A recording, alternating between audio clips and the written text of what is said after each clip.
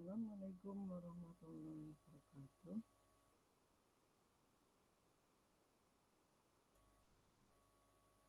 Para mahasiswa sekalian, alhamdulillahirrahmanirrahim. Wassalatu wassalamu ala sayyidina Muhammadin wa ala alihi wa ashabihi ajma'in. La haula wa la quwata illa billahil aliyyil azim. Pada kesempatan hari ini saya akan menyampaikan materi bab 9, yaitu tentang perhitungan jumlah mikroorganisme. Ya, jadi di dalam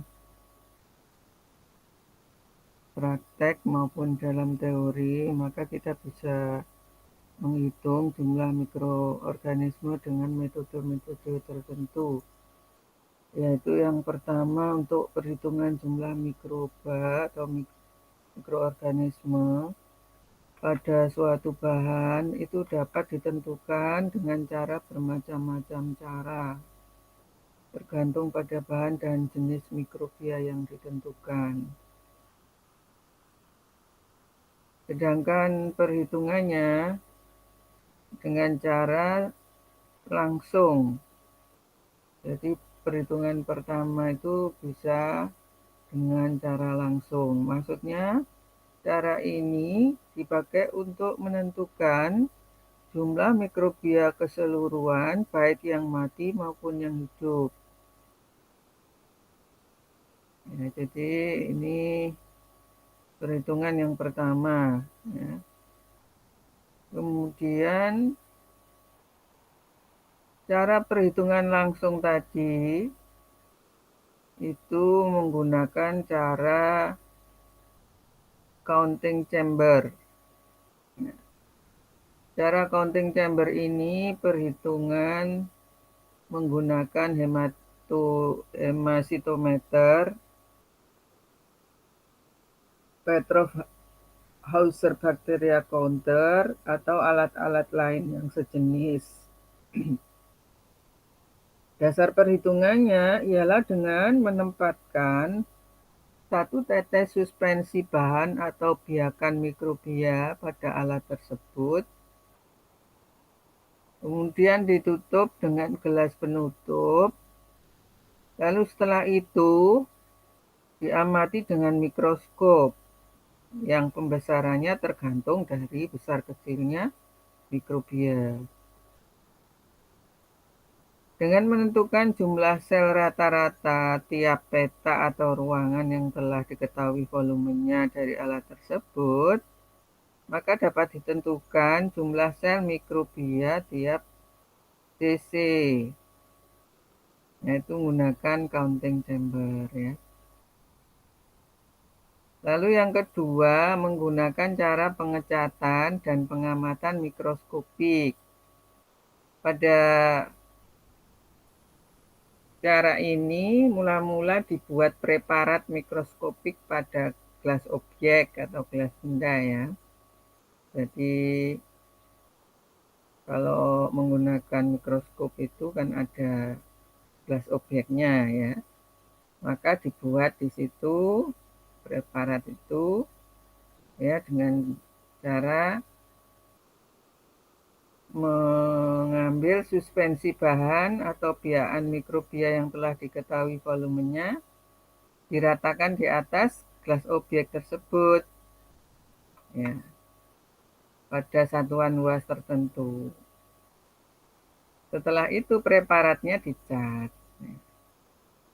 Dicatnya dengan cara apa? Itu ada minggu kemarin kita telah pelajari kan, untuk memvisualisasi bakteri itu kan dengan pengecatan. Ya, ini juga demikian. Jadi preparat itu dicat dengan cat sederhana atau dengan cat yang kompleks yang khusus digunakan untuk mikroorganisme itu. Ya, kemudian dihitung jumlah rata-rata mikroba tiap bidang pemandangan mikroskop. Jadi dihitung jumlah rata-rata sel yang ada di preparat tersebut. Nah, luas bidang pemandangan mikroskop tersebut dihitung dengan mengukur garis tengahnya. Jadi, jumlah mikrobia yang terdapat pada gelas objek tersebut seluruhnya dapat dihitung. Dengan perhitungan tersebut dapat diperoleh bahwa jumlah mikrobia tiap sisi bahan atau cairan yang diperiksa. Nah, ini dengan cara pengecatan. Berarti kalau dengan cara pengecatan ini bakteri atau mikroorganisme ya itu di dalam keadaan mati, tidak dalam keadaan hidup. Nah, kalau yang penghitungan langsung dengan cara yang tadi ya, dengan cara counting chamber ini langsung itu berarti dalam keadaan hidup, tidak dipanasi. Kalau dalam keadaan mati itu dipanasi dulu baru dicat ya. Ya, seperti itu ya. Nanti lebih jelasnya itu akan dipraktekkan di laboratorium ya, dalam pengecatan itu. Terus yang ketiga, penghitungan secara langsung itu bisa menggunakan filter membran atau millipore filter. Ya, ini maksudnya adalah disaring ya. Mula-mula disaring sejumlah volume tertentu dari suatu suspensi bahan atau biakan mikroba. Ya, jadi kemudian disaring dengan filter membran yang telah disterilkan terlebih dahulu tentunya ya. Dengan menghitung jumlah sel rata-rata tiap kesatuan luas pada filter membran, dapat dihitung jumlah sel dari volume suspensi yang disaring. Ya. Jadi dalam hal ini disaring, kemudian dihitung berdasarkan luasnya, gitu ya. Nah, kalau filter membran ini memang kan untuk filter ya yang berupa membran. Sehingga dalam hal ini tentunya mikroorganisme akan tersaring lalu hitung. Kalau perhitungan secara biasa sukar, perlu dilakukan pengecatan. Ini kalau disaring begitu saja kan juga sulit bagaimana cara menentukan. Ini kan mikroba ya, jadi tidak kelihatan gitu. Jadi maka bisa dengan cara pengecatan pada filter membrannya. Kemudian filter membran dijenuhi dengan minyak emersi supaya dapat transparan. Ya. Ini dalam pengerjaan laboratorium ya agak susah ya. Biasanya menggunakan ya mengambil apa itu dengan cara yang kedua tadi ya, dengan cara dicat ya. Atau kemudian ini selanjutnya perhitungan jumlah mikrobia secara tidak langsung, yaitu cara ini dapat dipakai untuk menentukan jumlah mikrobia keseluruhan baik yang hidup maupun yang mati, atau hanya untuk menentukan jumlah mikrobia yang hidup saja, tergantung pada cara yang digunakan. Untuk menentukan jumlah mikrobia yang hidup dapat dilakukan setelah suspensi bahan atau biakan mikrobia diencerkan beberapa kali dan ditumbuhkan dalam medium dengan cara tertentu tergantung macamnya bahan dan sifat mikrobia.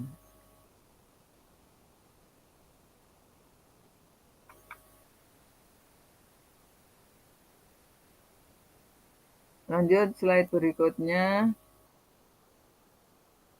penghitungan secara tidak langsung ini ya, yaitu pertama menggunakan centrifuge.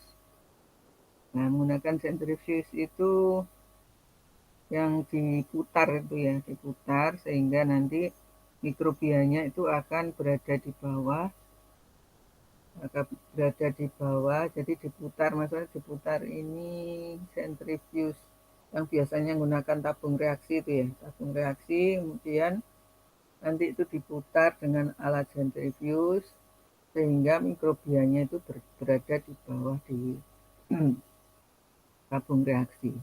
Nah, caranya seperti ini sih. Ya, 10 cc biakan cair mikrobia di sentrifuge dengan menggunakan sentrifuge yang biasa digunakan untuk menentukan jumlah butir-butir darah.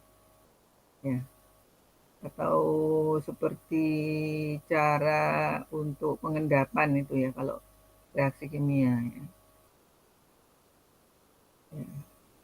Bermaksud apa? Bermaksud supaya hasilnya dapat dipertanggungjawabkan pada kecepatan dan waktu sentrifugasi harus diperhatikan. Ya. Setelah diketahui volume mikrobia keseluruhan, maka dapat dipakai untuk menentukan jumlah sel-sel mikrobia tiap sisi,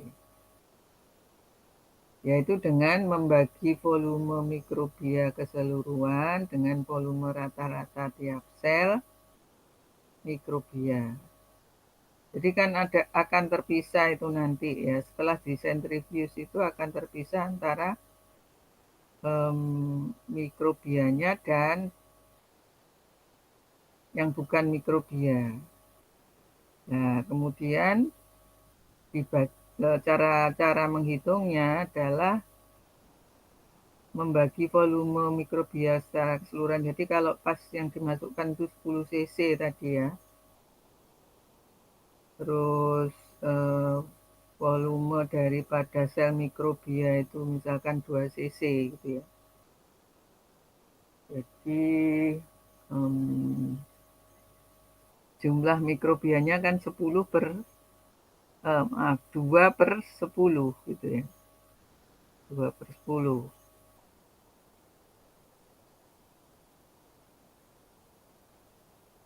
Oke. Lalu kemudian yang kedua berdasarkan kekeruan.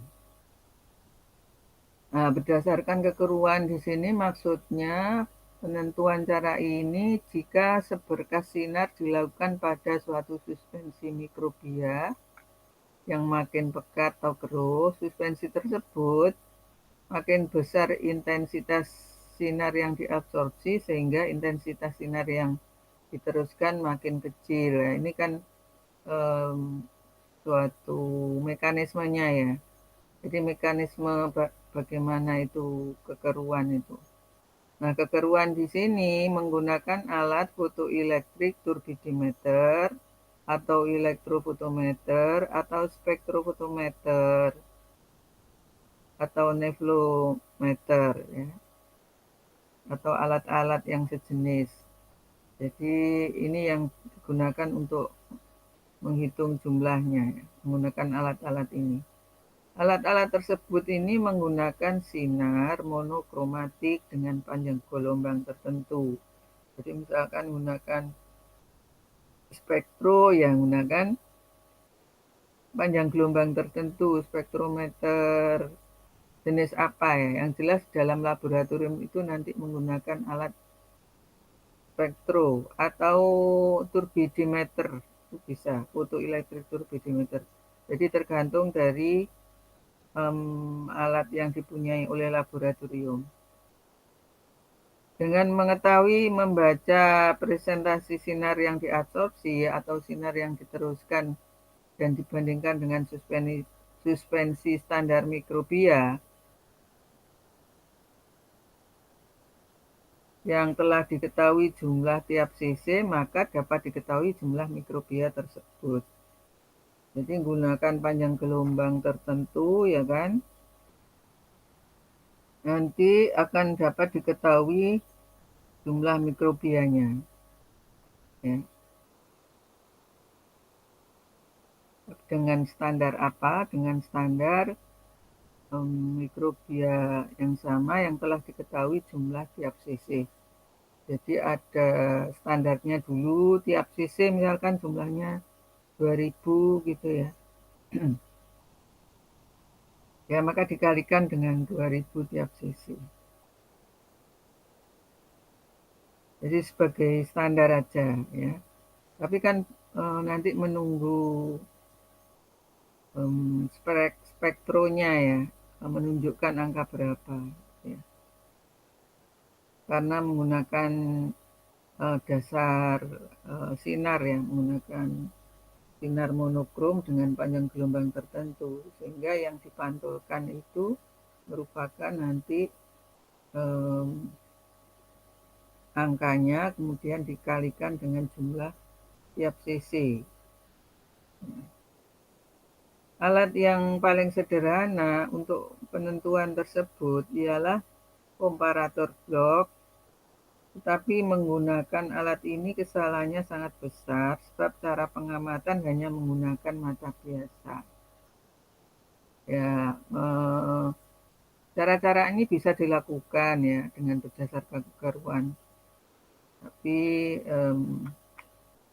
yang biasanya dilakukan dan mudah itu biasanya menggunakan mounting chamber ya, atau ditanam dulu berapa jumlah koloni yang hidup, nanti ya baru dihitung jumlahnya berapa ya, dengan pengenceran tertentu misalkan ya. Ditanam dulu di media, kemudian jumlahnya itu jumlah koloni yang hidup ya itu dikalikan dengan nanti jumlah pengencerannya berapa kali gitu. Nah, nanti akan dilakukan ini di laboratorium juga ya. Tapi kalau untuk berdasarkan kekeruan ini mungkin tidak dilakukan ya. Yang ketiga, menggunakan perhitungan elektronik atau electronic counter ya dalam hal ini. Alat ini dapat untuk menentukan beribu-ribu sel tiap detik secara tepat. Prinsip bekerjanya alat ini ialah adanya gangguan-gangguan pada aliran ion-ion listrik yang bergerak di antara dua elektrode. Nah, penyumbatan sementara oleh sel mikrobia pada pori sekat yang terdapat di antara kedua elektrode tersebut menyebabkan terputusnya aliran listrik. Nah, jumlah pemutusan aliran tiap satuan waktu dihubungkan dengan kecepatan aliran cairan yang mengandung mikrobia tersebut, yang merupakan ukuran jumlah mikrobia dalam cairan tersebut. Ya, jadi memang agak rumit ya. Nah, tapi ini mudah kalau menggunakan elektronik counter ini.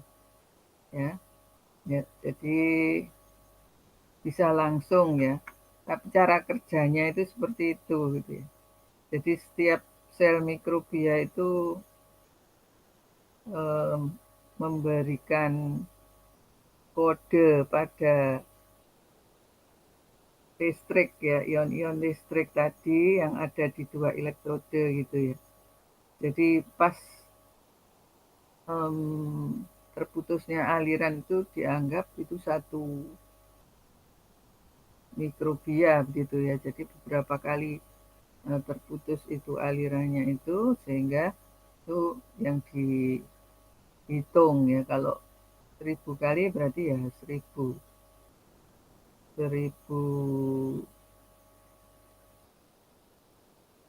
sel ya. Kalau beribu-ribu ya terputusnya itu ya beribu-ribu gitu ya, terputusnya aliran itu. Ya, jadi seperti mungkin kalau perawatan itu karena ini kan berdasarkan penyumbatan oleh sel mikrobia. Jadi setiap mikrobia itu memberi sumbatan sehingga itu menunjukkan adanya jumlah daripada mikrobia tersebut. Nah, ini electronic counter ya. Nah, yang keempat berdasarkan analisa kimia ya. Secara teori ini yang keempat berdasarkan analisa kimia. Cara ini didasarkan atas hasil analisa kimia sel-sel mikrobia. Makin banyak sel-sel mikrobia, makin besar hasil analisa kimia secara kuantitatif. Ini yang dipakai sebagai dasar penentuan umumnya adalah kandungan protein, asam nukleat, DNA, RNA, atau fosfor dari asam-asam nukleat dan sebagainya. Ya. Jadi ini melibatkan analisa kimia ya. Jadi makin banyak sel-sel mikrobia, makin besar hasil analisa kimianya secara kuantitatif. Yang kelima, berdasarkan berat kering. Cara ini terutama digunakan untuk penentuan jumlah jamur benang, misalnya dalam industri mikrobiologi. Kenaikan berat kering suatu mikrobia berarti juga kenaikan sintesa dan volume sel-sel yang dipakai untuk menentukan jumlah mikrobia. Jadi ini berdasarkan berat keringnya ya. Dan bisa dari kelanjutan menggunakan sentrifuge tadi, kemudian disaring, ya, disaring terus dalam bentuk kering gitu ya. Jadi sehingga semakin banyak beratnya ya, semakin banyak juga sel-sel mikrobianya. Yang keenam, menggunakan cara pengenceran. Ini tidak langsung juga. Nah, cara pengenceran ini dipakai untuk menentukan jumlah mikrobia yang hidup saja. Dasar perhitungannya ialah mengencerkan sejumlah volume tertentu suatu suspensi bahan atau biakan mikrobia yang bertingkat. Setelah itu diinokulasikan ke dalam medium dan diinkubasikan. Dilihat adanya pertumbuhan mikrobia. Nah, ini yang saya jelaskan sebelumnya tadi ya, bahwa yang menggunakan pengenceran di sini diinokulasikan atau diinkubasikan dulu di dalam medium ya, kemudian dilihat pertumbuhannya. Nah, pertumbuhannya itu bisa dilihat dengan adanya koloni gitu ya, jumlah koloni. Ya, misal dalam suatu seri pengencerannya dengan kelipatan 10 misalkan ya, sampai juga kelipatan 1000 ya.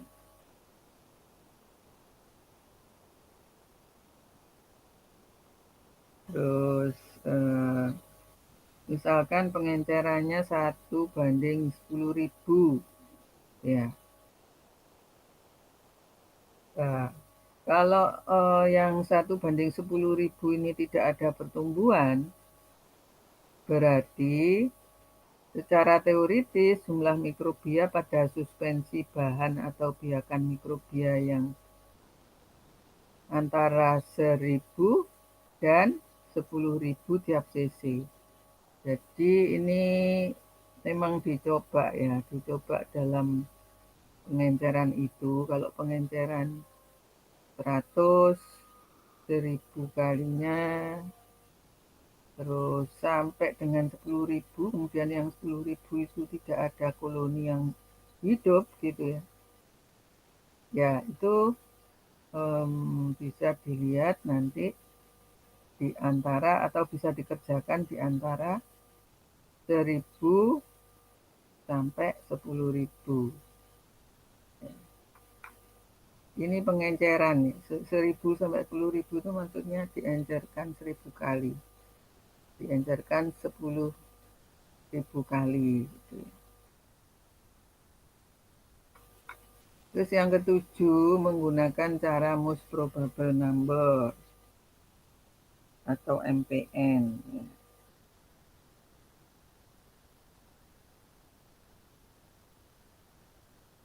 Cara ini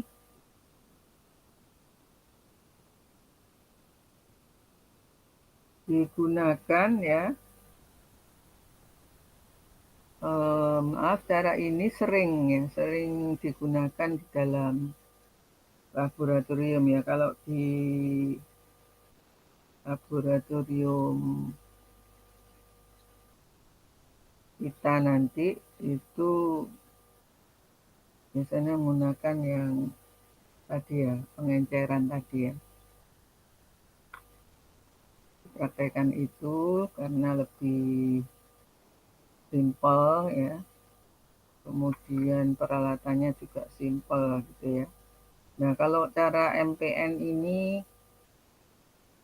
cara di atas ya kurang ya, kurang.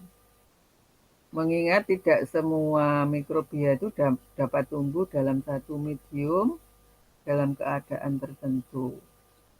Tapi ini juga sering digunakan sih ya, yang menggunakan most probable number. Tapi ini agak kurang gitu ya. Artinya apa? Artinya lemah, agak lemah gitu ya cara ini ya.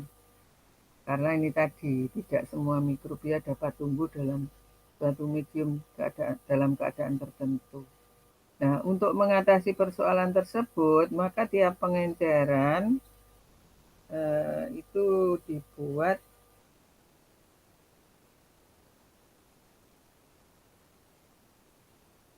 beberapa kali ulangan ya.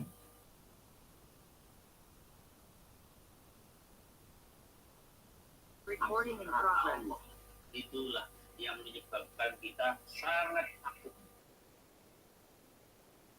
Jadi ini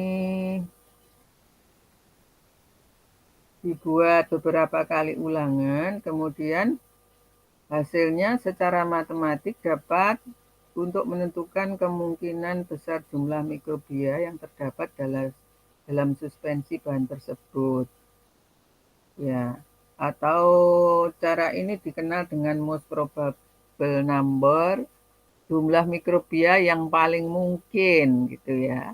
Nah, untuk menentukan jumlah mikrobianya berdasarkan daftar MPN. Jadi ada daftar tabel gitu ya, Weskin atau daftar McGrady yang paling mendekati gitu maksudnya ya. Jadi ada nanti menggunakan daftar-daftar ini sehingga bisa dilakukan ya. Terus yang kedelapan menggunakan jumlah koloni atau plate count ya. Ya ini sama dengan yang dengan pengenceran itu juga bisa ya. Dengan pengenceran, jadi yang kedelapan ini cara untuk menentukan jumlah bakteri, tapi ini ditebarkan di plate ya. Jadi dalam petri dish itu nanti caranya dengan pengenceran juga sih ya. Pengenceran ada pengenceran 10 pangkat min 4, 10 pangkat min 5 misalkan ya itu ya. Nah, ternyata di dalam petri dish atau di dalam cawan petri itu ya, itu jumlah koloninya berapa? Misalkan 350. Itu di petri dish 1, di petri dish 2 280. Maka jumlah bakteri tiap cc atau gram bahan itu menjadi 2.800.000. Itu tiap cc ya. Diambil yang jumlah koloni tiap petri dish yang nomor 2 ya. Nah, begitu. Jadi kalau yang nomor 2 ini ya 300 misalkan di petri dish, maka tinggal ngalikan 10 pangkat 4. Ya, kemudian yang nomor 3, tiap petri dish itu 315 tinggal ngalikan kali 10 pangkat 4. Sehingga menjadi 3.150.000 itu tiap cc jumlah bakterinya ya. Nah, kalau yang ini, yang spreader itu maksudnya tidak bisa dihitung ya, membentuk spreader. Nah, jadi yang tidak ada angka-angkanya, spreader ini tidak bisa dihitung, maka diambil salah satu. Jadi di P3D1 ini 300, ini 315. Ya. Nah, ini diambil yang kedua. Ya. Nah, ini berdasarkan jumlah koloni ya, yang berdasarkan plate count. Terus untuk praktikum itu nanti juga ada pemeriksaan jumlah E. coli ya. Ini ada khusus ya kalau pemeriksaan E. coli ini pertama itu ada uji presumptif test. Pertama adalah pengujian pendugaan ya. Jadi pengujian pendugaan ini menduga adanya bakteri bentuk coli atau tidak gitu ya. Diuji. Caranya adalah dengan menginokulasikan medium fermentasi laktosa dalam tabung Smith atau tabung Durham masing-masing 10 ml, 1 ml, dan 0,1 ml. Kemudian diinkubasi pada temperatur 35 derajat Celcius selama 48 jam. Maka jika terbentuk gas, berarti tes positif. Artinya menunjukkan dugaan pertama itu adanya bakteri coli kalau positif ya. Nah, jadi bila ada bentuk gas ya, karena dapat bakteri E. coli itu dapat menghasilkan gas. Nah, ini disebut sebagai presumptif tes positif semu atau palsu karena memerlukan diadakan pengujian selanjutnya. Jadi kan ini dugaan pertama itu ya, untuk melihat ada tidaknya E. coli ya. Nah, kemudian yang kedua itu baru pengujian confirm test atau pengujian penetapan. Ya, dari tes yang positif tadi diteruskan dengan pengujian penetapan untuk memperkuat dugaan ada tidaknya bakteri coli ya. Dengan cara membuat goresan pada medium ya, yaitu eosin methylene blue agar ya. Jadi medianya di sini menggunakan ini ya. Endoagar ini dengan menginokulasi medium brilliant green lactose bile broth. Jadi nanti di dalam praktek itu menggunakan medium-medium yang diperkaya ini ya. Jadi ada bahan-bahan yang ditambahkan di dalamnya. Nah, jadi selain agar itu nanti ditambahkan broth ini dan eosin methylene blue yang untuk menetapkan benar tidaknya ada E. coli ya. Setelah diinkubasi pada keadaan tertentu, E. coli pada medium agar tersebut membentuk koloni dengan bentuk dan warna yang spesifik, sedang dalam medium cair akan mengadakan fermentasi dengan membentuk gas. Ya. Jadi bisa dengan dua cara kan ini ya, menggunakan medium cair dan menggunakan medium padat. Kalau yang menggunakan medium padat ini ya bisa dilihat ya. Kalau medium cair itu dengan membentuk gas. Medium padat pun itu ya ada tumbuh koloni atau tidak gitu ya. Kalau tumbuh koloni berarti ada E. coli karena ini sudah menggunakan suatu medium diperkaya. Jadi medium diperkaya ini artinya adalah khusus untuk pemeriksaan E. coli. Kalau tidak ada E. coli berarti tidak akan tumbuh. Tapi kalau ada E. coli berarti E. coli-nya akan tumbuh karena menggunakan ini ya medium yang sudah pasti memang khusus untuk E. coli. Nah, kemudian yang terakhir ini completed test, ini artinya untuk meyakinkan hasil pengujian yang kedua tadi, penetapan. Caranya ialah dengan mengambil koloni tabung tadi, dari tabung-tabung tadi, yang menunjukkan confirm tes positif dan menginokulasi dalam medium fermentasi laktosa untuk menguji apakah bakteri-bakteri tersebut dapat menghasilkan asam dan gas. Ya. Dari koloni-koloni atau tabung-tabung tersebut juga diinokulasikan pada medium nutrien agar miring untuk pengujian morfologinya. Jadi untuk membuktikan ini ya, complete test ini untuk membuktikan bagaimana morfologi E. coli apakah benar sama dengan morfologi E. coli dalam buku atau dalam referensi ya. Nah, kalau sama pengujian morfologi di sini, maka itu menunjukkan ya adanya E. coli gitu ya. Ya itu ya. Nah, ini saya kira itu caranya untuk melihat bakteri E. coli atau menghitung bakteri E. coli ya. Nah, ini ada juga pengujian ya, pengujian E. coli dengan cara IMFIC. Ya. Nah, ini untuk menunjukkan apa? Ini artinya IMFIC itu pengujian yang terdiri atas bahan kimia indol, terus pengujian methyl red, pengujian Proskauer, dan pengujian sitrat. Ya, nah ini khusus untuk polifekal sih ya.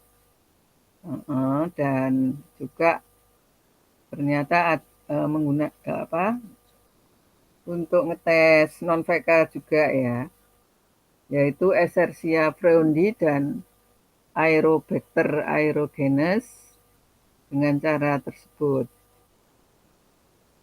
Nah, tipe yang fekal itu lebih jadi kan begini ya. E. coli itu ada E. coli fekal dan non fekal gitu maksudnya ya. Kemudian diuji dengan bahan-bahan kimia tadi. Nah, kemudian yang tipe yang fekal itu lebih banyak terdapat dalam air yang baru mengalami pencemaran dari bermacam-macam sumber. Sedang yang non-fekal banyak terdapat dalam air yang mendapat pencemaran dari satu sumber. Jadi ini ya, nanti kalau ngambil apa istilahnya sampel untuk dites apakah polifekal atau non-fekal, itu jitu ya. Jitunya itu nanti jangan keliru. Pas mau menganalisa non-fekal, itu pada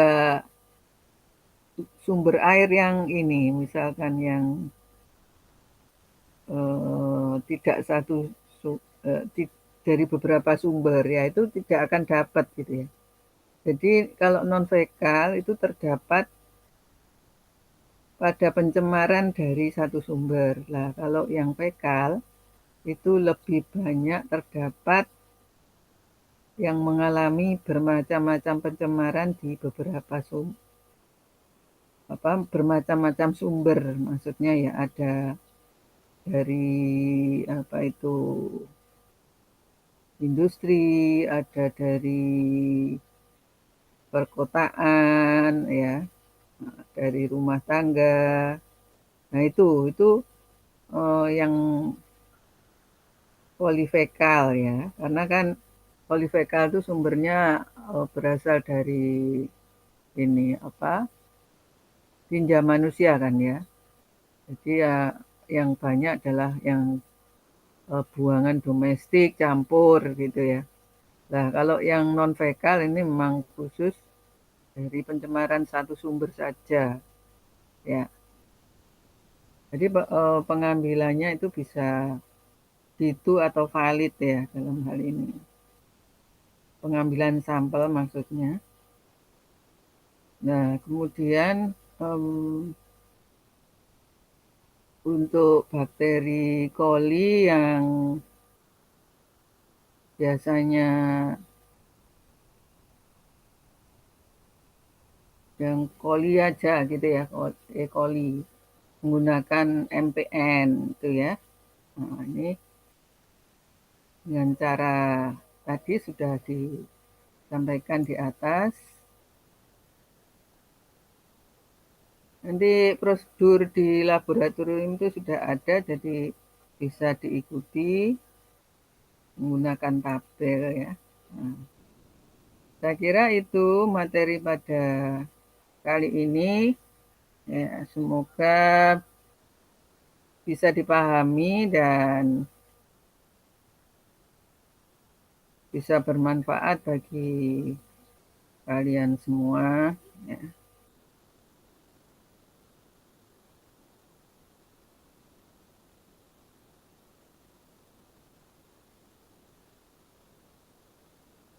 Sekian dulu materinya.